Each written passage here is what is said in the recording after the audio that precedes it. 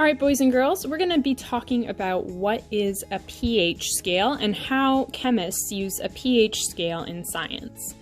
So you can think of a pH scale kind of like a number line. It goes from 0 all the way down to 14.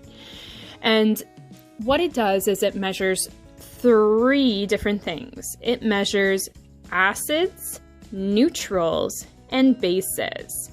We're going to talk a little bit about some examples and properties of acids and bases and some examples of what a neutral is. So, what is an acid? Let's look at the properties of an acid. They're usually sour tasting, they are sticky, they have a low pH number, meaning that acids usually fall around here, anywhere between 4 and 0. They are corrosive to metals. That means that if you put an acid on a metal, depending on for how long, it can eat away at the metal, because the word corrosive means to eat away at. When combined with bases, acids and bases together can cause a chemical reaction to occur. Kind of like what we looked at last class with the baking soda and vinegar releasing CO2.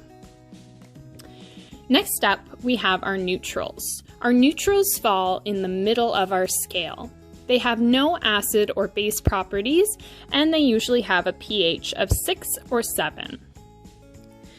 Finally, we have our bases. Our bases fall from 8 to 14. The higher the number, the more of a base it is, or more basic it is, and the higher the number it is, the more neutral that it is. So some properties of bases are that they taste bitter and that they're slippery. If you were to put them between your fingers, they'd slip through them, kind of like soap. Also, they can conduct electricity, and they usually have higher pH numbers.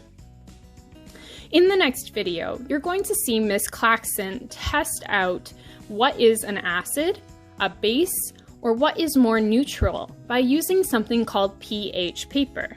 Check out the next video to see how this is done.